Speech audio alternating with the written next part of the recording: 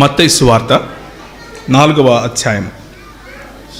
అప్పుడు యేసు అపవాది చేత శోధింపబడుటకు ఆత్మ వలన అరణ్యమునకు కొనుపోబడెను. 40 దినములు 40 రాత్రులు ఉపవాసముండిన పిమ్మట ఆయన ఆకలిగొనగా ఆ శోధకుడు ఆయన ఎద్దకు వచ్చి, నీవు దేవుని కుమారుడవైతే ఈ రాళ్ళు రొట్టెలగునట్లు ఆజ్ఞాపించుమనెను. అందుకు ఆయన, మనుష్యుడు రొట్టె వలన మాత్రము కాదు గాని దేవుని నోట నుండి వచ్చు ప్రతి మాట వలన జీవించును అని వ్రాయబడి ఉన్నది అనెను. అంతటా అపవాది పరిశుద్ధ పట్టణమునకు ఆయనకు తీసుకుని పోయి దేవాలయ శిఖరమున ఆయన నిలువబెట్టి, నీవు దేవుని కుమారుడవైతే క్రిందికి దూకుము, ఆయన నిన్ను గూర్చి తన దూతలకు ఆజ్ఞాపించును, నీ పాదం ఎప్పుడైనను రాతికి తగులకుండా వారు నిన్ను చేతులతో ఎత్తుకొందురు అని వ్రాయబడి ఉన్నదని ఆయనతో చెప్పెను. అందుకు యేసు, ప్రభువైన నీ దేవుని నీవు శోధింపవలదని మరి ఒక చోట వ్రాయబడి ఉన్నదని వారితో చెప్పాను.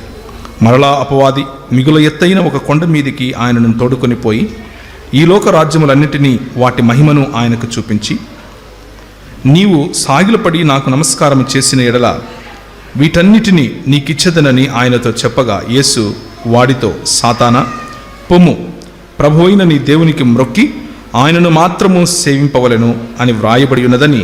అంతటా అపవాది ఆయనను విడిచిపోగా, ఇదిగో దేవదూతలు వచ్చి ఆయనకు పరిచర్య చేసిరి. తలలు వంచుకుంటే ప్రార్థన చేసుకుందాం. ప్రభువా, నీకు స్తోత్రం నాయన. ఈరోజు వాక్యంలో నుండి మేము నేర్చుకోబోయే విషయాలను ప్రభువా మరి మాకు నేర్పించాలని మేము హృదయంలో ఉన్నటువంటి మాటలను వాటిని మాత్రమే మాకు నేర్పించండి. మీ కుమారుడు మా ప్రభు అయినటువంటి యేసుక్రీస్తు మాకు మాదిరిగా, మాకు ఆయన మా జీవితాలకు ప్రభువా మేము జీవించాల్సినటువంటి పద్ధతికి ఒక సూచనగా అలాగే మాదిరిగా ఉంటూ ఉన్నందుకు ప్రభువా మీ పాదాల సన్నిధికి వచ్చి మిమ్మల్ని కొనియాడుతున్నాం, మిమ్మల్ని ఘనపరుస్తున్నాం. మీ వ్యక్తిత్వం, మీరు జీవించిన జీవన శైలి ప్రభువా మాకు ఈనాటికి ఒక మంచి ఆదర్శప్రాయమైన జీవన శైలిని ప్రభువా మేము కలిగి ఉండటానికి మీరు మాకు ఇచ్చినటువంటి ఈ ఉదాహరణను బట్టి వందనాలు. అలాంటి జీవితాన్ని మేము జీవించడానికి సహాయం దయచేయమని యేసుక్రీస్తు వారి శ్రేష్టమైన నామంలో అడిగి వేడుకుంటున్నాం తండ్రి, ఆమెన్. మన ప్రభు అయినటువంటి యేసుక్రీస్తు ఆయన చూపించినటువంటి ఉదాహరణ, ఆయన జీవితంలో ఆయన మానవుడిగా నీలాగా నాలాగా ఈ లోకానికి వచ్చినప్పుడు, తన మహిమను మన కొరకు విడిచిపెట్టి వచ్చినప్పుడు, తగ్గించుకుని వచ్చినప్పుడు, ఆయన జీవించినటువంటి జీవన శైలిని మనము ఒక 2 లేకపోతే ఆయన పరిచర్య మొదలు పెట్టడానికి ముందు, ఆయన అద్భుత కార్యములు చేయటానికి ముందు దేవుని సన్నిధిలో పరిశుద్ధాత్ముడు ఆయనను కొనిపోగా ఆయన పొందినటువంటి ఈ శ్రమ లేకపోతే ఆయన శోధింపబడటం గురించి మనం మాట్లాడుకుంటాం. అయితే ఇదే పద్ధతిలో యేసుక్రీస్తు ప్రభువారు నూతన నిబంధనను తీసుకుని రాక మునుపు ఈ ప్రపంచంలోనికి మోషే ఒక నిబంధనను తీసుకొని వచ్చాడు. ఆ నిబంధనను తీసుకుని వచ్చినప్పుడు మోషే మరియు ఇశ్రాయేలీయులు కూడా కలిసి అరణ్యము అన్నటువంటి ప్రదేశంలో లేకపోతే అరణ్యవాసం చేశారు. ఆ అరణ్యవాసం చేసినప్పుడు మోషే మరియు ఇశ్రాయేలీయుల యొక్క అనుభవాలు ఎలా ఉన్నాయి, యేసు ప్రభువు ఈ 3 ప్రశ్నలలో 40 దినాల అరణ్యవాసంలో ఆయన గెలిచినటువంటి ఆ జీవితం ఎలా ఉంది అన్న కాంట్రాస్ట్, వాటి రెండిటి మధ్య భేదాలు చూసి మనం ఈరోజు నేర్చుకునే పని చేస్తాం. ఆయన యొక్క గొప్పతనాన్ని చాటే ప్రయత్నం చేస్తాం. యేసుక్రీస్తు ప్రభు వారు తీసుకొచ్చినటువంటి ఈ పరిచర్య మరి గడిచిపోయినటువంటి మోషే పరిచర్య కంటే ఎంతో గొప్పదని పౌలు భక్తుడు అలాగే హెబ్రీయులకు రాసినటువంటి పత్రిక కూడా చెబుతా ఉంది. అది కేవలము ముఖము మాత్రమే మెరిసే పరిచర్య అయితే, ఇది జీవితాలను తేజోమయం చేసే పరిచర్యగా హెబ్రీయుల గ్రంథకర్త చెప్పాడు. ఆ మాటలను గుర్తు చేసుకుంటూ మన ప్రభువుకు సమానులు ఎవరూ లేరు అన్న విషయాన్ని నేను మీకు గుర్తు చేస్తాను. మన ప్రభువును పోలిన వారు ఇంకెవరూ లేరు అన్న విషయాన్ని నేను మీకు గుర్తు చేస్తాను. మన ప్రభువు ఈ ప్రపంచంలో ఆయనకు సాటి అయినా మేటి అయినా ఎలాంటి పోలిక ఇంకెవరి దగ్గర లేదు అని చెప్పటానికి నేను ఈ పని చేసే ప్రయత్నం చేస్తాను. ద్వితీయోపదేశ కాండము 1వ అధ్యాయము 19వ వచనం ఎవరైనా చదివి వినిపిస్తారా? ద్వితీయోపదేశ కాండం 1వ అధ్యాయం 19వ వచనం. ఘోరమైన మహారణ్యములో నుండి వచ్చి అమోరీయులు మన్నెపు మార్గమున కాదేశు బర్నేయుకు చేరితిమి. ఈ మాటను నేను ఎందుకు మీతో చదివించాను అనంటే, ఈ అరణ్యము అనే అనుభవము ఘోరమైన అనుభవం. ఈ అరణ్యము అనేటటువంటి అనుభవం ఏదైతే ఉందో అది ఇశ్రాయేలీయులు కలిసికట్టుగా అనుభవించినటువంటి అనుభవం. ఈ అరణ్యము గుండా ప్రభువు ప్రతి ఒక్క విశ్వాసిని తీసుకుని వెళతాడు అన్నది మనకు కనిపించినటువంటి, అంటే బైబిల్ గ్రంథంలో వ్రాయించినటువంటి ప్రతి ఉదాహరణలోనూ ప్రతి భక్తుని జీవితంలోనూ మనం చూస్తాం. ఒకానొక సమయంలో అరణ్యము అనే అనుభవము ప్రతి జీవితంలోనూ వస్తుంది. అరణ్యము అనే అనుభవానికి, ఆ అనుభవం అంటే ఏమిటి అని అంటే ఒంటరితనము అనే అనుభవం, అందరూ విడిచిపెట్టబడినటువంటి, అందరి చేత విడిచిపెట్టబడినటువంటి అనుభవం, ఇక ఏ ఆధారము లేదు అన్నటువంటి అనుభవం, ఇప్పుడు నా పరిస్థితి ఏంటి అని ఆలోచించే అనుభవం. ఇలాంటి అనుభవాలు మనకు కూడా ఎదురవుతూ ఉంటాయి. అలాంటి పరిస్థితినే అరణ్య అనుభవం అని పిలుస్తారు. ఆ అరణ్యంలో దేవుడు అద్భుత కార్యాలు చేసి పిలిచినటువంటి ఈ ఇశ్రాయేలీయులు 10 అద్భుత కార్యాలు, 10 దేవతలుగా పిలువబడే వారిని ఛాలెంజ్ చేస్తూ, మీ బానిసత్వములో ఇక ఇశ్రాయేలీయులు బ్రతకరు అని చెప్పి వారిని పిలుచుకొని వచ్చినటువంటి దేవుడు. Let my people go so that they may celebrate. వారు ఉత్సవము జరిగించుకొనుటకు నా ప్రజలను పోనిమ్ము అని ఫరోతో చెప్పినప్పుడు, ఫరో హృదయం కఠినమైనప్పుడు దేవుడు ఫరో హృదయాన్ని కఠినపరిచాడు అన్నటువంటి మాట కూడా మనం చూస్తాం. దానికి నిజమైన అర్థముగా ఏం చెప్పాలి అని అంటే, ఫరోకున్నటువంటి పొగరు, ఫరోకున్నటువంటి అధికారం, ఫరోకున్నటువంటి వేరే దేవతలపైన ఆధారపడే స్వభావం, ఫరోకున్నటువంటి ప్రతి అండ, ఫరోకున్నటువంటి గర్వం, ఫరోకున్నటువంటి తన రాజ్యాధికారం, ప్రతిదాన్ని తుంచి తునాతునకలు చేసి తుత్తునీయులు చేసి వారి ముందు నుంచి ఇశ్రాయేలీయులను విడిపించుకుని నేను దేవుడిని అని చాటుకున్నటువంటి వైనం. ఆ వైనంలో ఇశ్రాయేలీయులను పిలుచుకున్నాడు. ఆ వైనంలో పిలుచుకోవటానికి మోషేని పంపించాడు. మోషే చేతి కర్ర ఫరోకున్నటువంటి అంత గొప్ప సైన్యాన్ని ఓడించింది. మోషే చేతి కర్ర అహరోను గడ్డము, అక్కడ ఉన్నటువంటి ఫరో సైనికులందరూ తరుముతూ ఉంటే వారు ముందుకు వెళితే ఒక సముద్రం, వెనక చూస్తే ఒక ఉపద్రవం. ఆ ఉపద్రవం ఏమిటి అని అంటే కత్తులు, కటారులు తీసుకుని, బళ్ళాలు తీసుకుని అప్పటి సూపర్ పవర్గా ఉన్నటువంటి ఐగుప్తు దేశము యొక్క సేనలు ఎదుర్కోవటానికి వస్తూ ఉన్నాయి. ఐగుప్తు సేనలు నరికేస్తాం, చంపేస్తాం అన్నట్లుగా వస్తూ ఉన్నారు. ముందుకు వెళ్ళాలంటే సముద్రం కనిపిస్తూ ఉంది. దేవుడు తన అద్భుత కార్యమును, అంటే ఎర్ర సముద్రాన్ని చీల్చి ఆరిన నేల మీద వారిని నడిపించాడు. ఆరిన నేల మీద వారిని నడిపించాడు. ఒకసారి కొరింథీయులకు రాసిన పత్రిక, 1 కొరింథీయులకు వ్రాసిన పత్రిక చూద్దాం. కొరింథీయులకు రాసిన 1 పత్రిక 10వ అధ్యాయం. సహోదరులారా, ఈ సంగతి మీకు తెలియకుండుట నాకు ఇష్టము లేదు. అదేదనగా మన పితరులందరూ మేఘము క్రింద నుండిరి, వారందరూ సముద్రములో నడిచిపోయిరి. అందరూ మోషేను బట్టి మేఘములోను సముద్రములోను బాప్తీసము పొందిరి. అందరూ ఆత్మ సంబంధమైన ఒకే ఆహారమును భుజించితిరి. అందరూ ఆత్మ సంబంధమైన ఒకే పానీయమును పానము చేసితిరి. ఎలయనగా తమ్మును వెంబడించిన ఆత్మ సంబంధమైన బండలోనిది త్రాగిరి, ఆ బండ క్రీస్తే అన్నటువంటి మాట అపోస్తలుడు పౌలు మనకు గుర్తు చేస్తున్నాడు. ఏ బండ అయితే విడిపింపబడినటువంటి ఇశ్రాయేలీయుల దాహము తీర్చిందో, నిన్నటి సందేశాన్ని ఒకసారి మీరు గుర్తు తెచ్చుకుంటే, ప్రజలు దాహముగొని ఉన్నారు. దాహముగొని ఉన్న ప్రజలకు నీరు ఇవ్వటానికి సంఘముగా మనల్ని ప్రభు పిలిచాడు. సంఘము దేవుని శరీరమై ఉంది. ఈ సంఘం దేవుని శరీరమైనటువంటి ఈ సంఘానికి శిరస్సు క్రీస్తుగా ఉన్నాడు అన్న విషయాన్ని జ్ఞాపకం చేసుకుంటే, ఈ సాదృశ్యాన్ని ఆనాడే ఆయన పగటిలో మేఘస్తంభముగాను, రాత్రిలో అగ్నిస్తంభముగాను, వారికి నీళ్ళిచ్చే రాయిగాను ఈ ఇశ్రాయేలీయులను వెంబడిస్తూ వచ్చాడు. వెంబడిస్తూ వారి ఆకలిని తీర్చాడు, వారి దాహాన్ని తీర్చాడు. మోషే క్రింద అందరూ ఒకే మేఘము క్రింద బాప్తిస్మము పొందారు. మోషేతో పాటు అందరూ ఒకే సముద్రంలో బాప్తిస్మము పొందారు. పరిశుద్ధాత్మ దేవుని యొక్క ఆ నడిపింపును వారు చూశారు. ఆ పొందినటువంటి బాప్తిస్మము, ఆ పొందినటువంటి దేవుని యొక్క సన్నిధిని, ఆ అనుభవాన్ని మనకు గుర్తు చేస్తూ వస్తున్నాడు. ఒకే ఆహారాన్ని భుజించారు, ఒకే నీటిని త్రాగారు. అయితే వారిలో ఎక్కువ మంది దేవునికి ఇష్టలుగా ఉండకపోయిరి గనుక అరణ్యములో సంహరించబడిరి. వారు ఆశించిన ప్రకారము మనము చెడ్డవాటిని ఆశించకుండునట్లు ఈ సంగతులు మనకు దృష్టాంతముగా ఉన్నవి.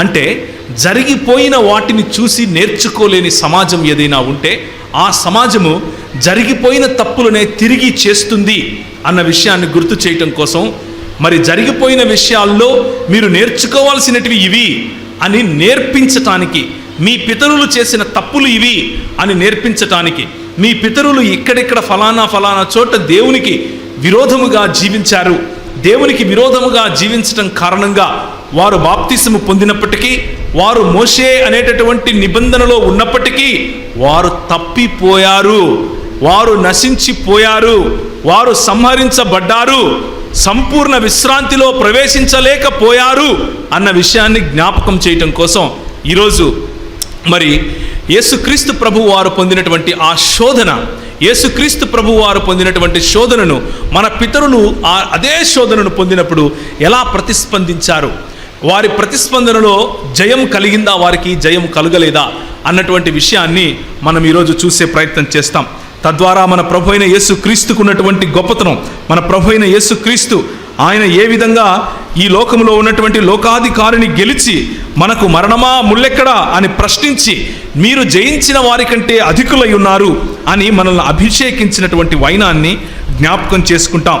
మరి మొదటి కొరింథీయులకు రాసిన పత్రిక 10వ అధ్యాయము 9 నుంచి కనుక చదివితే, మనము ప్రభువును శోధింపక ఇందుము, వారిలో కొందరు శోధించి సర్పముల వలన నశించిరి, మీరు సణుగకుడి, వారిలో కొందరు సణిగి సంహారకుని చేత నశించిరి, ఈ సంగతులు దృష్టాంతముగా వారికి సంభవించి యుగాంతమందున్న మనకు బుద్ధి కలుగుటకై వ్రాయబడెను అని ఉంది. These things are for us to learn. ఇవి మనకు బుద్ధి కలిగించటానికి వ్రాయించబడుతున్నాయి. మనకు ఇదంతా తెలుసుకున్న తర్వాత కూడా బుద్ధి కలగకుండా ఉంటే, మనం ఇంకా బుద్ధి తెచ్చుకోకుండా ఉంటే, మనము ఇలాంటి సువార్త, ఇలాంటి ఉజ్జీవ, ఇలాంటి సహవాస సభలు ఎన్నో చేస్తూనే ఉంటాం. కానీ బుద్ధి తెచ్చుకునే, జరిగిపోయినటువంటి చరిత్ర నుంచి నేర్చుకునే స్వభావం మనలో ఉండాలి. సంఘము ఇలాంటి కష్టకాలము గుండా వెళ్ళినప్పుడు, అరణ్యము అన్నటువంటి అనుభవం గుండా వెళ్ళినప్పుడు నేర్చుకోవలసినటువంటి విషయాలను నేర్చుకోవాలి. అగ్నిలో పుటము వేసి మేలిమి బంగారములాగా తీసినట్లుగా ప్రభువు మనము ఎంత శోధననైతే అనుభవించగలమో, ఎంత శోధననైతే మనము సహించగలమో అంతే శోధనను మన జీవితాలలో అలౌ చేస్తారు, అనుమతిస్తాడు. అనుమతించిన తరువాత ఆ పరీక్షలో మనం నెక్కగలిగితే, దేవుడు శోధించువాడు కాదు, కానీ దేవుడు పరీక్ష పెట్టువాడు. దేవుడు ఎన్నటికీ ఎవరిని శోధింపడు. శోధకుడు ఒకడే, శోధకుడు సాతాను. కానీ దేవుడు పరీక్షిస్తాడు. పరీక్షించినటువంటి దేవుడు ఆ పరీక్షలో నెగ్గిన వారికి, ఆయనకు తెలుసు ఆయన సర్వజ్ఞుడైన దేవుడు అయినప్పటికీ నీకున్నటువంటి నీ చాయిస్, నీకున్నటువంటి నీ స్వచిత్తమును ఆయన పరీక్షకు గురి చేస్తాడు. పరీక్షకు లోను చేసినప్పుడు, పరీక్షకు నిన్ను ముందుకు తీసుకొని వెళ్ళినప్పుడు నీలో పరిపక్వత వస్తుంది. మన దేశంలో ఎందుకు పరీక్షలు పెడతారు, 10వ తరగతి పరీక్ష ఎందుకు పెడతారు అని అంటే, పరీక్ష వ్రాసినప్పుడు సాతాను ఈ దేన్నైతే ఒక శోధనగా మన జీవితంలోకి తీసుకొస్తుందో దాన్నే, అదే శోధనను ఆయన ఒక పరీక్ష రూపంలో మన దగ్గరికి తీసుకొని వచ్చినప్పుడు, 10th క్లాస్ అబ్బాయి పరీక్ష రాసి పాస్ అయ్యి గర్వంగా బయటకు వచ్చి జూనియర్ కాలేజ్కి ఎలా వెళ్తాడో, అలాగే మనం ఒక్కొక్క శోధనను జయిస్తూ, ఒక్కొక్క శోధనను మరి వెనక వేసుకుంటూ ముందుకెళ్తూ, ఒక కాలేబులాగా, ఒక యెఫున్నె కుమారుడైనటువంటి కాలేబులాగా, నూని కుమారుడైనటువంటి మన యెహోషువ లాగా మనము ఉత్తీర్ణులం అవుతాం. అలా ఉత్తీర్ణులవటం కోసం, అలా పాస్ అవ్వటం కోసం, పరిపక్వతలోనికి వెళ్ళటం కోసం మనం నేర్చుకోవలసినటువంటి విషయాలను నేర్చుకోవాలి. అలా నేర్చుకున్నప్పుడు మనకు మాదిరిగా ఉన్నటువంటి మన ప్రభువు గుర్తుకు వస్తాడు. మన ప్రభువు అన్ని విషయాలలో నీలాగా నాలాగా శోధింపబడినప్పటికీ ఆయన ఏ విధంగా జయం సాధించాడు అన్న విషయాన్ని మనం జ్ఞాపకం చేసుకోవాలి. హెబ్రీయులకు వ్రాసినటువంటి పత్రిక 4వ అధ్యాయము 14వ వచనం, ఆకాశ మండలము గుండా వెళ్ళిన దేవుని కుమారుడైన యేసు అను గొప్ప ప్రధాన యాజకుడు మనకు ఉన్నాడు గనుక మనము ఒప్పుకొనిన దానిని గట్టిగా చేపట్టుదము. మన ప్రధాన యాజకుడు అంటే ఈ యేసు అనేటటువంటి నరుడు, ఈ యేసు అనేటటువంటి దేవుడు, ఈ యేసు అన్నటువంటి నరుడు మరియు దేవుడు అయినటువంటి యూనిక్ పర్సన్, ఇలాంటి వాడు ఇంకొకడు లేడు అని చెప్పేటటువంటి ఈ వ్యక్తి ఏమంటున్నాడు అంటే, మన ప్రధాన యాజకుడు మన బలహీనతల యందు మనతో సహానుభవము లేనివాడు కాడు గాని సమస్త విషయములను మనను వలె శోధింపబడినను ఆయన పాపము లేనివాడుగా ఉండెను గనుక మనము కనికరింపబడి సమయోచితమైన సహాయము కొరకు కృప పొందునట్లు ధైర్యముతో కృపాసనము యొద్దకు వెళ్ళదము. ఇది మనకున్నటువంటి నిరీక్షణ, ఇది మనకున్నటువంటి నిశ్చయత. ఆనాడు మోషే చేసినటువంటి పరిచర్యలో ప్రజలు ఓడిపోయారు. ఆనాడు మోషే తీసుకొచ్చినటువంటి నిబంధనలో ప్రజలు నిలవలేకపోయారు, ఓడిపోయారు. కానీ నేడు నీ మధ్య ఉన్నటువంటి నిబంధన ఓటమికి గురైనటువంటి నిబంధన కాదు. నేడు నీ మధ్య ఉన్నటువంటి నిబంధన, నువ్వు ఏ నిబంధనలో అయితే దేవునితో కలిసి ఉన్నావో ఆ నిబంధనలో గెలుపు తథ్యం. ఆ నిబంధనలో గెలుపు తథ్యం ఎందుకు అనంటే, పోరాడేది నీవు కాదు, నీకు ప్రతిగా, నీకు నీ పక్షముగా, నీ బలహీనతలను ఎరిగినటువంటి, నీకు సమానముగా ప్రతి విషయములోనూ శోధన గుండా వెళ్ళినటువంటి మన రక్షకుడు, మన ప్రభువు అయినటువంటి యేసుక్రీస్తు అనేటటువంటి ప్రధాన యాజకుడు మనకు ఉన్నాడు. ఆయన ఒకేసారి కృపాసనము దగ్గరికి, ఒకేసారి జడ్జ్మెంట్ సీట్ దగ్గరికి, అంటే మనకు వచ్చే తీర్పు అనేటటువంటి సీట్ దగ్గరికి ఆయన చేరి తన రక్త ప్రోక్షణ ద్వారా నిన్ను నన్ను దేవునితో ఐక్యపరిచాడు. నీకు నాకు ఆ నిశ్చయతను దయచేశాడు. కాబట్టి యేసు ప్రభువు జీవితంలో ఆయన ఏ విధంగా ఈ అపవాదిని ఎదుర్కొన్నాడు, ఏ విధంగా ఎదుర్కొన్న తర్వాత ఆయన విజయాన్ని సాధించాడు అని చూస్తే, మన పితరులు ఏ విధంగా ఎదుర్కొన్నప్పటికీ ఓడిపోయారు, ఏంటి ఆ కారణాలు అని చూస్తే మనకు తేటతెల్లగా మన ప్రభువు యొక్క అసమానత అర్థమవుతుంది. నీకుంటే సమానుడు, నీతో నీలాంటి దేవుడు ఎవరైనా ఉన్నాడా అని అనటానికి సాధ్యపడుతుంది. కాబట్టి ఈరోజు కొన్ని నిమిషాలు మనము మన పితరుల యొక్క జీవితం వైపుకు చూద్దాం. మొదటి శోధన, ఆ శోధకుడు ఆయన యొద్దకు వచ్చి, నీవు దేవుని కుమారుడివైతే ఈ రాళ్లను రొట్టెలుగునట్లు ఆజ్ఞాపించుమనెను. అందుకు ఆయన, మనుష్యుడు రొట్టెల వలన మాత్రము కాదు గాని దేవుని నోట నుండి వచ్చు ప్రతి మాట వలన జీవించును అని వ్రాయబడి ఉన్నది అని అనెను. మొట్టమొదటిగా మనం అర్థం చేసుకోవాల్సిన విషయం ఏమిటి అనంటే, శోధకుడు ఏదో కొత్త విషయాలు తీసుకొని వచ్చి చూపడు. శోధకుడు దేవుని వాక్యంలో నుంచే మాట్లాడతాడు. నీకు వాక్యం తెలుసు అనంటే సాతాను చేసేది ఏంటి అనంటే, వీడికి వాక్యం తెలుసు, వీడిని వాక్యంతోనే పడేద్దాం అంటాడు, వాక్యంతోనే పడేస్తాడు. చాలామంది యవనులు, చాలామంది సేవకులు కూడా ఈ రోజుల్లో వాక్యము అన్నటువంటి ఈ నిర్మలమైనటువంటి కేవలము పాల వంటి ఈ వాక్యాన్ని అర్థం చేసుకోవటానికి, దాని యొక్క పరిధిని, దాని యొక్క కాంటెక్స్ట్ అంటే దాని యొక్క సందర్భాన్ని అర్థం చేసుకోకుండా కేవలము పైపైన మాటలు చూసుకుని తప్పుదోవ పట్టే అవకాశం కూడా ఈరోజు మనకు చాలా కనిపిస్తూ ఉంది. చాలామంది మైకులు పట్టుకుని క్రైస్తవ సంఘాన్ని గొర్రెలను ఏ విధంగా అయితే తోడేళ్లు చీల్చుకుని వెళ్ళిపోతాయో ఆ విధంగా సంఘము లోపల, సంఘము బయట ఈ వాక్యాన్నే వాడి మరీ మనల్ని శోధనకు గురి చేస్తూ ఉన్నారు. ఆ శోధనను ఎదుర్కోవాలి అని అంటే మన ప్రభు అయిన యేసుక్రీస్తు ఇచ్చినటువంటి ఈ ఫార్ములా జ్ఞాపకం చేసుకోవాలి. ఏంటి అని అంటే, వాడు వాక్యముతో మాట్లాడితే ఈయన వాక్యముతోనే తిరిగి సమాధానం చెప్పాడు. ఆడు వాక్యముతో మాట్లాడితే ఈయన వాక్యముతోనే సమాధానం చెప్పాడు. 3 సార్లు అదే చేశాడు. వాక్యము ఇచ్చట కొంత అచ్చట కొంత వస్తుంది. వాటిని క్రోడీకరించుకొని సమగ్రమైనటువంటి దృక్పథం, సమగ్రమైనటువంటి ఒక దేవుని జ్ఞానము అన్నది సంపాదించుకోవటం నీ బాధ్యత, నా బాధ్యత, సంఘముగా మన బాధ్యత, సంఘ నాయకుల యొక్క బాధ్యత అన్న విషయాన్ని మనం ఈరోజు గుర్తు చేసుకోవాలి. ఇక్కడ మొదటిగా వచ్చినటువంటి శోధన ఏమిటి అని అంటే ఆహారం అనే శోధన. ఆహారం అనే శోధన ఎందుకు అనంటే 40 దినాలు ఆయన ఉపవాసం చేసి ఆయన ఆకలి కొని ఉన్నాడు. నీలాగా నాలాగా బలహీనుడై ఉన్నాడు. దేవుడేంటి బలహీనుడు అవటం ఏంటి అన్నటువంటి ప్రశ్న కొంతమంది క్రైస్తవేతర సోదరులకు కూడా వస్తూ ఉంటుంది. కొంతమంది క్రైస్తవులకు కూడా ఇది వస్తూ ఉండొచ్చు. అయితే దేవుడు ఏంటి, ఆయనకు బలహీనత ఏంటి అని అడగటానికి ముందు యేసుక్రీస్తు 100% మనుష్యుడు అన్న విషయాన్ని జ్ఞాపకం చేసుకోవాలి. 100% దేవుడు అన్న విషయాన్ని జ్ఞాపకం చేసుకోవాలి. ఆయనలో ఉన్న దేవత్వము ఎంత 100% దేవత్వమో ఆయనలో ఉన్నటువంటి మనుష్యత్వము కూడా 100% మనుష్యత్వము అని అంటారు. దీన్నే ఏమంటారు అనంటే దైవ మానవుడు అన్నటువంటి థియోలాజికల్ పదము ఇక్కడ వాడవలసి ఉంటుంది.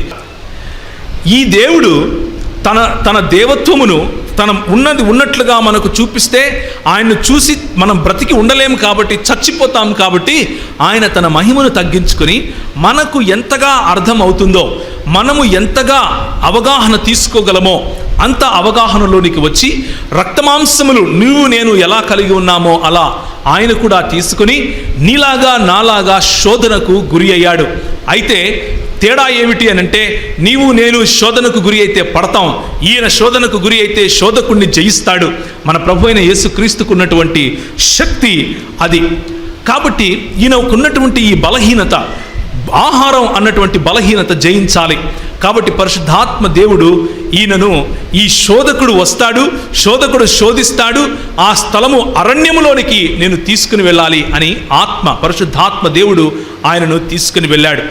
ఈ శోధన, ఈ అరణ్యము అనేటటువంటి అనుభవం ఒకవేళ నీ జీవితంలో ఇప్పుడు గడుస్తూ ఉందేమో, ఆహారము అన్నటువంటి కొరత, లేకపోతే నీకు కావలసినటువంటి వనరులలో ఉన్నటువంటి కొరత ఒకవేళ నీ జీవితంలో ఇప్పుడు ఉందేమో, అలాంటి కొరతను తీసుకుని వచ్చి ఇదేం దేవుడురా, ఈ దేవుడి దగ్గరికి పోయినావు నువ్వు అని నిన్ను అపవాది మరి శంకించే విధంగా శోధిస్తూ ఉన్నాడేమో. ఒక్కసారి ఆగి నీ జీవితంలో జరిగే విషయాలను మరి పాతకాలంలో మన పితరులకు జరిగినటువంటి విషయాలతో పోల్చి చూసుకునే ప్రయత్నం చేద్దాం. సంఖ్యాకాండము 11వ అధ్యాయము. సంఖ్యాకాండము 11వ అధ్యాయము. వారి మధ్యనున్న మిశ్రిత జనము 4వ వచనము. వారి మధ్యనున్న మిశ్రిత జనము మాంసాపేక్ష అధికముగా కనపరచగా ఇశ్రాయేలీయులను మరలా ఏడ్చి మాకెవరు మాంసం పెట్టెదరు, ఐగుప్తులో మేము ఉచితముగా తినిన చేపలను, కీరకాయలను, దోసకాయలను, కూరాకులను, ఉల్లిపాయలను, తెల్లగడ్డలను జ్ఞాపకమునకు వచ్చుచున్నవి. ఇప్పుడు మా ప్రాణము సొమ్మసిలెను, మా మన్నా కాక మా కన్నుల ఎదుట మరేమీ లేదని చెప్పుకునిరి. ఆ మన్నా కొత్తిమీర గింజ వలె ఉండెను, చూపునకు అది బోళము వలె ఉండెను. జనులు చిరుగుచు దానిని కూర్చుకొని తిరుగుట విసిరి లేక రోట దంచి పెనము మీద కాల్చి రొట్టెలు చేసిరి. దాని రుచి క్రొత్త నూనె రుచి వలె ఉండెను. ఇది సమస్య.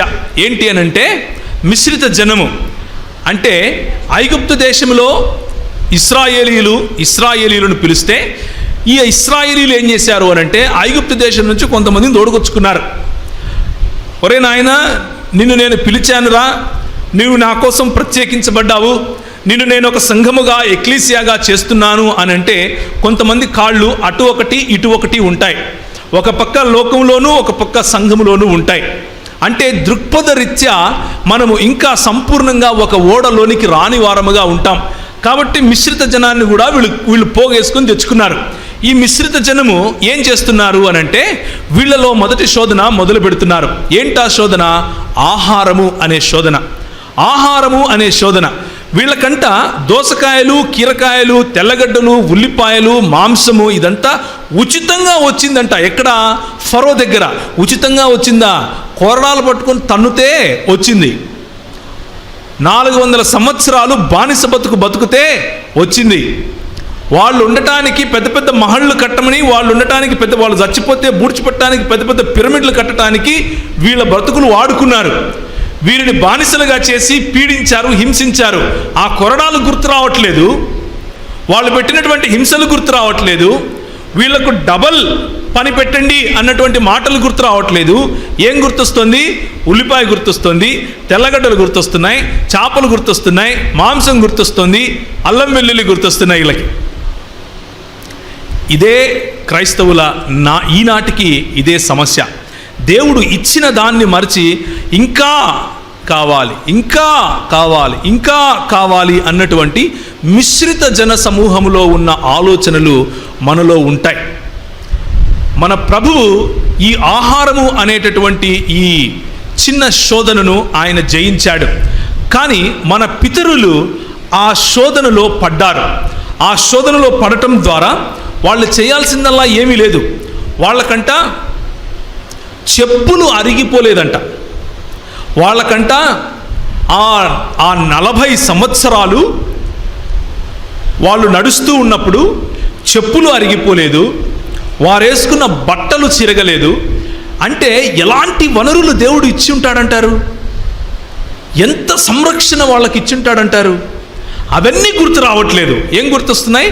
మాంసము లేదు, దోసలు లేవు, కీరకాయలు లేవు, దోసకాయలు లేవు. ఇదే ఉదయం మనం మాట్లాడుకుంటున్నట్లుగా గింజలకు ఆశపడే స్వభావం. మనము ఇంకా గింజలకు ఆశపడే స్వభావంలోనే ఉంటాం. ఎలా అయిపోయినామంటే ఈ రోజుల్లో క్రైస్తవ సమాజము యేసు ప్రభువును నమ్ముకుంటే నాకు ఏదో వస్తుంది, నాకు ఏదో ఆయన ఇస్తాడు, ఆయన ఎంత ఇచ్చినా ఇంకా కావాలా, ఇంకా కావాలా అని ఆశీర్వాదములు ఇచ్చేవాడి కంటే కూడా ఆశీర్వాదాన్ని ఎక్కువగా కోరుకుంటాం.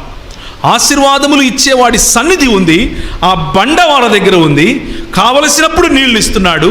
ఆశీర్వాదములు ఇచ్చేవాడి సన్నిధి వారి దగ్గర ఉంది, కావలసినప్పుడు సముద్రాన్ని సైతము 2 పాయలుగా చీలుస్తున్నాడు. కానీ వాళ్ళకేం కావాలి? దోసకాయలు, కీరకాయలు, తెల్లగడ్డలు, ఉల్లిపాయలు కావాలి. ప్రభువు ఈ ఆహారం అనే బలహీనతను, ఈ ఆహారం లేకపోతే భౌతికంగా నాకు కావలసినటువంటి నా అవసరతలు అన్నటువంటి బలహీనతను జయించడానికి వీళ్ళు జయిస్తారేమో, వీళ్ళు జయిస్తే బాగుంటుంది, నా సంఘము జయిస్తే బాగుంటుంది అని వారి స్వేచ్ఛకు వారిని విడిచిపెడితే వారేమంటున్నారు చూడండి. మోషేని దూషించటం మొదలుపెట్టారు, నీ సేవకుడిని బాధించటం మొదలుపెట్టారు. దేవుని సేవకుడిని దూషించి బాధించి గొనిగి సనిగి నానా హింసలు పెడుతూ ఉంటే మోషే వచ్చి అంటున్నాడు, ఈ సమస్త ప్రజలకు ఇచ్చుటకు మాంసము నాకెక్కడిది? వారు నన్ను చూచి ఏడ్చుచు తినుటకు మాకు మాంసమిమ్మని అడుగుచున్నారు. సమస్త ప్రజలను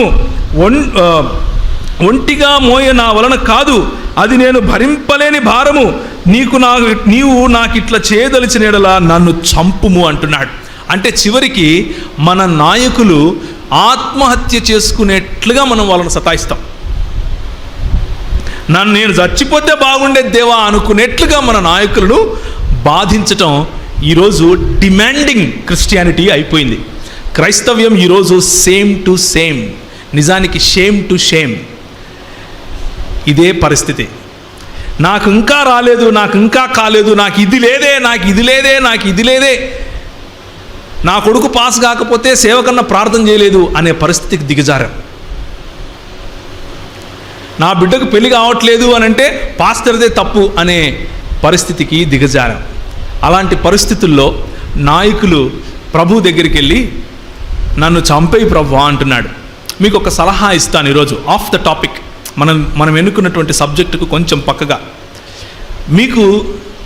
మీకు వాక్యోపదేశం చేసి మీకు ముందున్నటువంటి నాయకులు ఉంటారు, వారిని జ్ఞాపకం చేసుకోవటం దేవుడిచ్చినటువంటి ఆజ్ఞ. హెబ్రీలకు రాసిన పత్రిక ఆఖరి అధ్యాయంలో.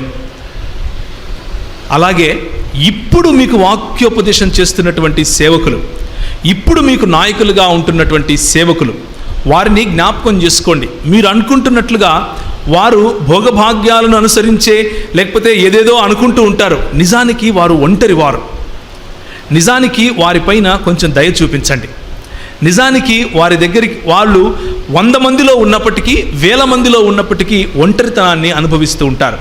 వారు చెప్పుకోలేని విషయాలు చాలా ఉంటాయి. వాళ్ళు చెప్పుకుందాము అని ఎవరైనా అనుకుంటే అయ్యో పాస్టర్ కూడా ఇంతేనా అని ఎక్కడ అనుకుంటారో అన్నటువంటి ద్వంద్వభావంలో వాళ్ళు ఉంటారు. ఒక ఆత్మన్యూనతా భావంలో ఎదుగుతూ ఉంటారు. ఒక్కొక్కసారి అందరి గురించి చెప్పట్లేదు, ఎక్కువ భాగం సేవకులు ఒంటరిగా ఉంటారు.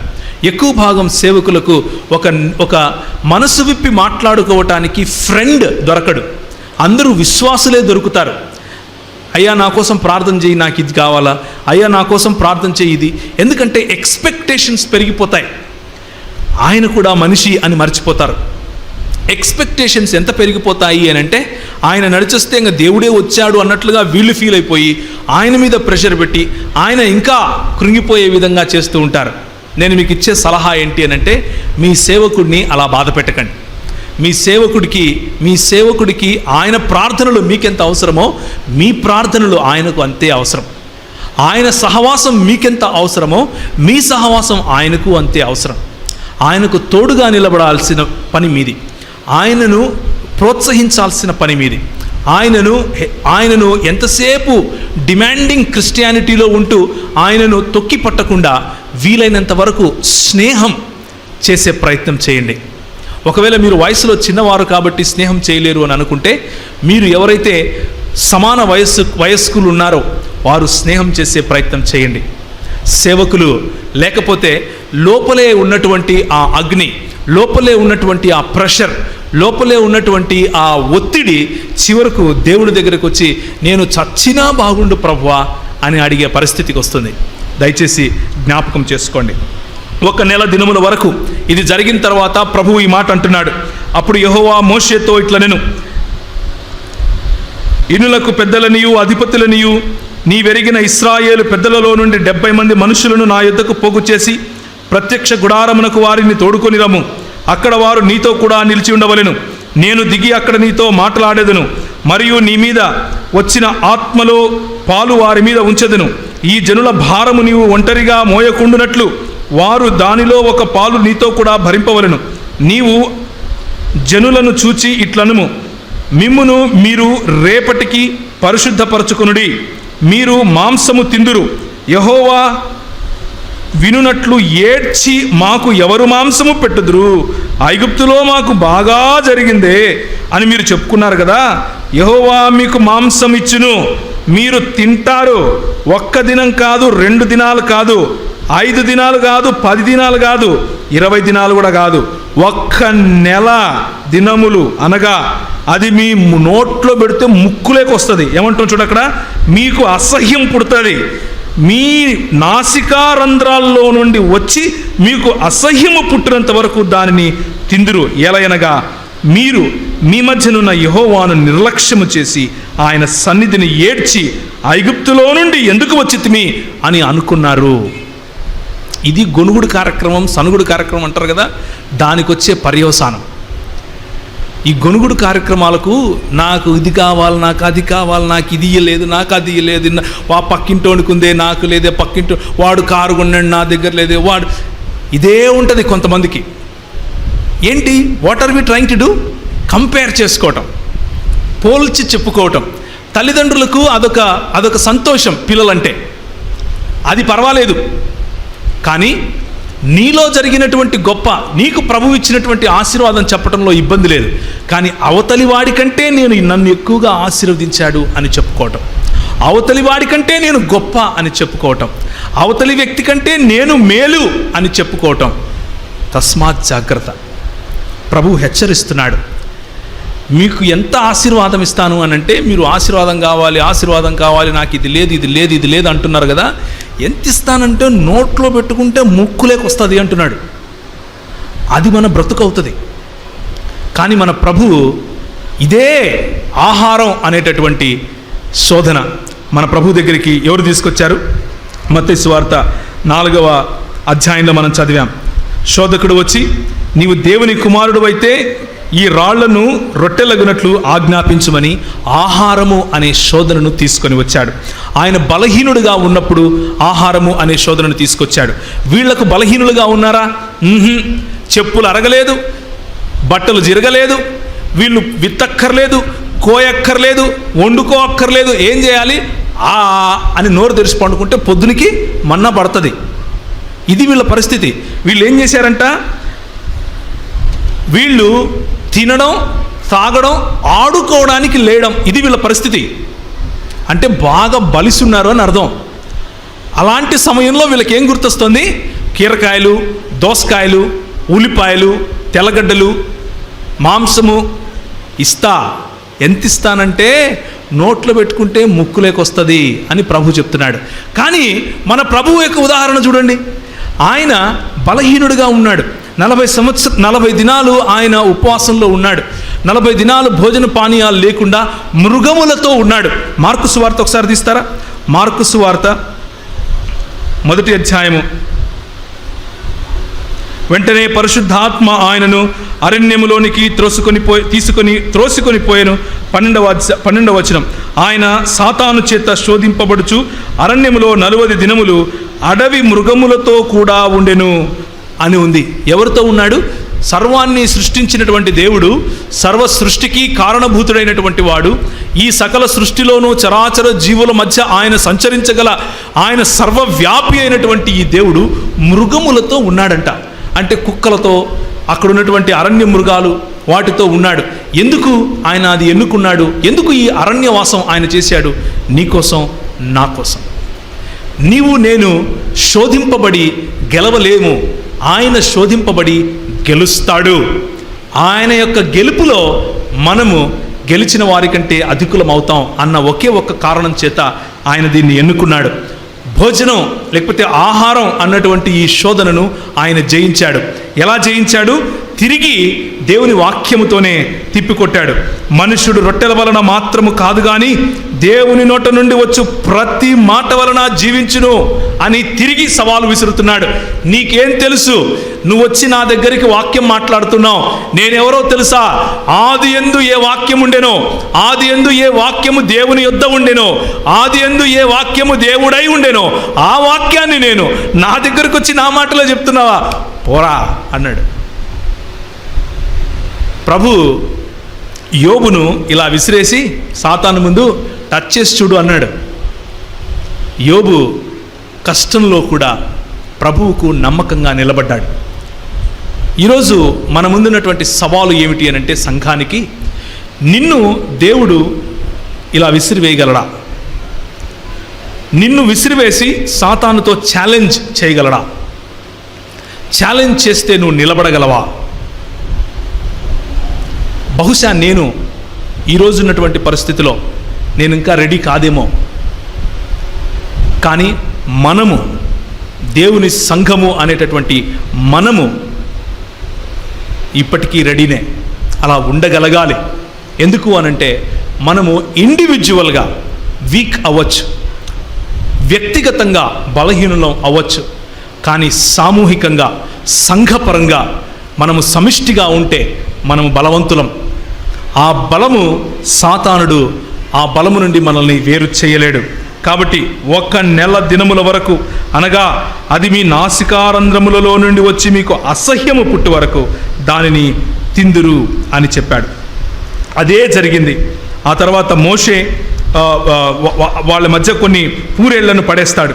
ఆ పూరేళ్ళన్నీ రాలుతాయి, పూరేళ్ళను తింటారు. తిన్న తర్వాత ఆ అరక్క చచ్చిపోతారు.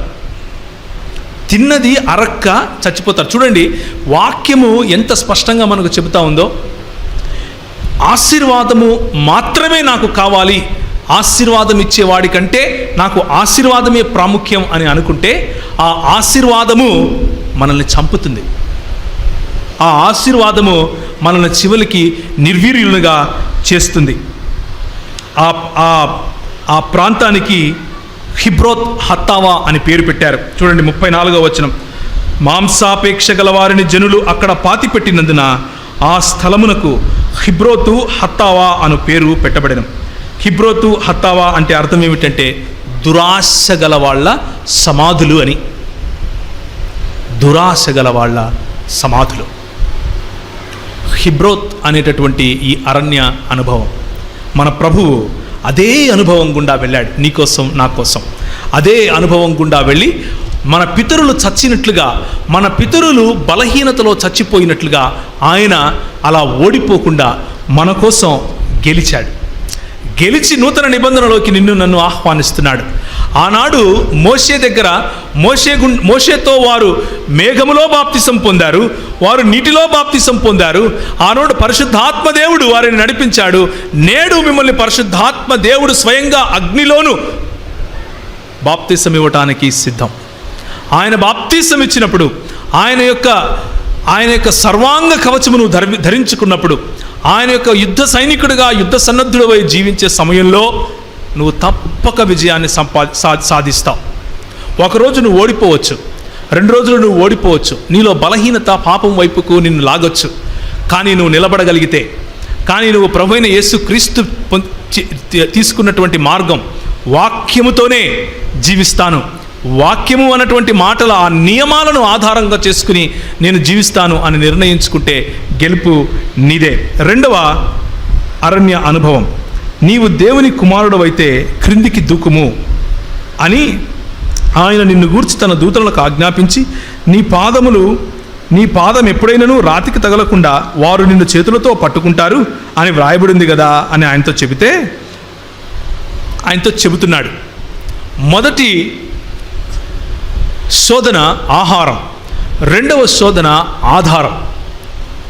ఇక్కడ వస్తున్నటువంటి శోధన ఏమిటి అని అంటే, నీకేంది ఆధారం? నీకు నిజంగా దేవుడే ఆధారం అయితే నిరూపించుకో. కీర్తనల గ్రంథంలో ఫలానా చోట ఇలా రాయబడింది కదా, అది నీ గురించే కదా రాయబడింది, అది మెస్సియానిక్ ప్రాఫెసీనే, అంటే క్రీస్తుకు సంబంధించినటువంటి ప్రవచనమే కదా, మరి దూకు, నిన్ను వచ్చి దేవదూతలు పట్టుకుంటారు కదా అని ఏం చెప్తున్నాడు? శోధిస్తున్నాడు. ఎవరిని శోధిస్తున్నాడు? యేసుక్రీస్తు ప్రభువారిని శోధిస్తున్నాడు. హెబ్రీయులకు రాసినటువంటి పత్రిక 3వ అధ్యాయం. నేడు మీరు ఆయన శబ్దము వినిన యెడల అరణ్యములో శోధన దినమందు కోపము పుట్టించినప్పటి వలె మీ హృదయములను కఠినపరచుకొనకుడి. 40 సంవత్సరములు నా కార్యములను చూచి మీ పితరులు నన్ను పరీక్షించి శోధించిరి. కావున నేను ఆ తరము వారి వలన విసిగి, వీరెప్పుడునూ తమ హృదయాలోచనలలో తప్పిపోవచ్చున్నారు, నా మార్గములను తెలుసుకొనలేరు. కనుక నేను కోపముతో ప్రమాణము చేసినట్లు వారు నా విశ్రాంతిలో ప్రవేశింపరని చెప్పితిని అంటూ మన పితరులు చేసినటువంటి తప్పు, మన పితరుల యొక్క ఈ తొట్టిల్లే స్వభావాన్ని మరి ఒకసారి మనకు హెబ్రీ గ్రంథకర్త గుర్తు చేస్తున్నాడు. మన ప్రభు అయినటువంటి యేసుక్రీస్తు ప్రభు వారికి ఏ విధంగా అయితే శోధన వచ్చిందో, ఆధారము అనే శోధన వచ్చిందో, అదే శోధన ఎవరు నీకు ఆధారం అన్నటువంటి శోధన మన పితరులకు కూడా వచ్చింది. అయితే వారు తిరిగి యెహోవాను శోధించటం లాగా కనిపిస్తున్నాం. ఇదో కింద ఉంటుంది చూడండి. అయితే అతనితో కూడా పోయిన ఆ మనుషులు, ఆ జనులు మనకంటే బలవంతులు, మనము వారి మీదికి పోజాలము, మరియు వారు తాము సంచరించి చూచిన దేశమును గూర్చి ఇశ్రాయేలుతో చెడ్డ సమాచారము చెప్పి, మేము సంచరించి చూచిన దేశము తన నివాసులను భక్షించు దేశము, దానిలో మాకు కనబడిన జనులందరూ ఉన్నత దేహులు, అక్కడ నెఫీలీయుల సంబంధులైన అనాకు వంశపు నెఫీలీయులను చూచితిమి, మా దృష్టికి మేము మిడతల వలె ఉంటిమి, వారి దృష్టికిని అట్లే ఉంటిమి అనిరి. ముందు ప్రాబ్లం ఏమిటంటే, ఈ ఓడిపోయే లేకపోతే ఇలాంటి ఆహారము, ఆధారము మరియు ఆరాధన అన్నటువంటి శోధనలలో పడిపోయే వారి వైఖరి, వారి దృక్పథం ఎలా ఉంటుంది అని అంటే, వారి కళ్ళకు వాళ్ళు మిడతల్లాగా కనిపిస్తారు.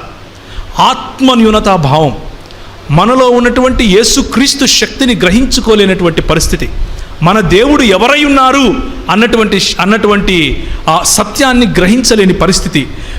దేవుని ఎరుగున వారు బలము కలిగి గొప్ప కార్యాలు చేస్తారు అని దానియేలు గ్రంథంలో రాసిన మాటను ఒకసారి జ్ఞాపకం చేసుకుంటే, తన దేవుడిని ఎరిగిన వారు ఇలాంటి పరిపక్వతలోకి వెళ్ళటానికి సవాళ్లను ఎదుర్కొంటారు.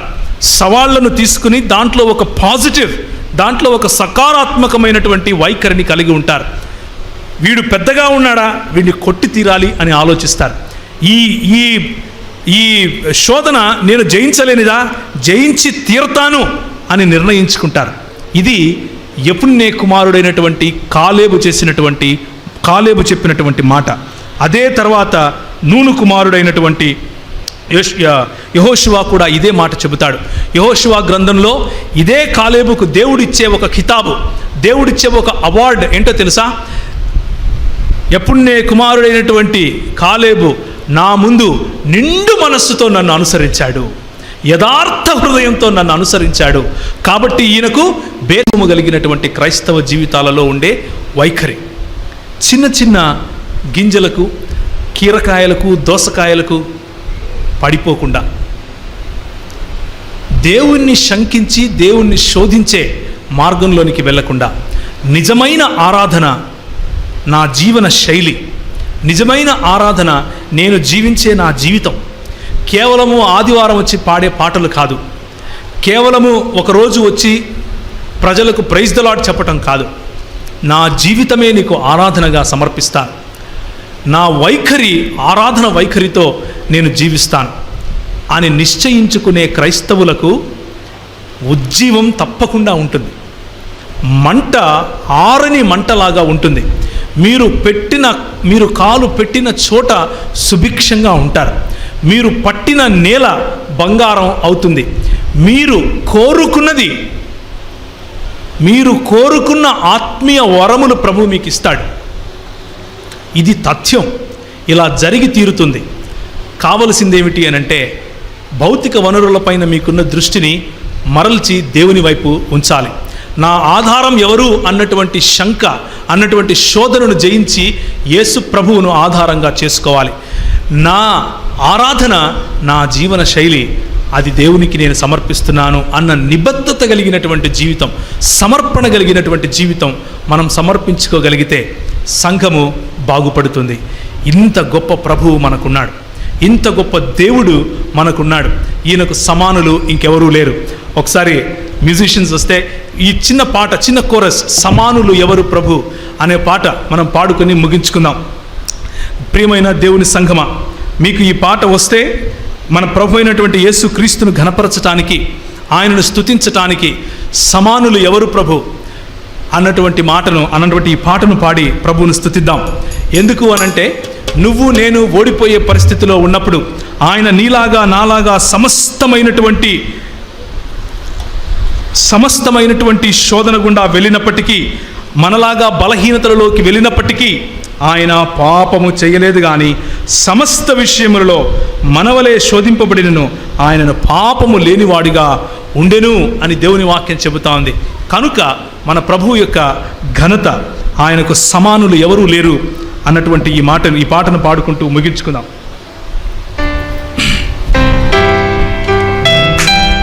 సమానులెవరు ప్రభో,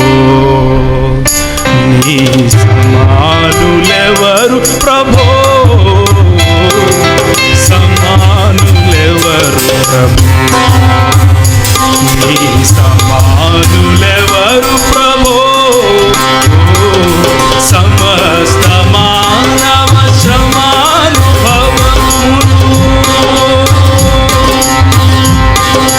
సమస్త మానవ శ్రమానుభవములు సహించి వహించి ప్రేమించగల నీ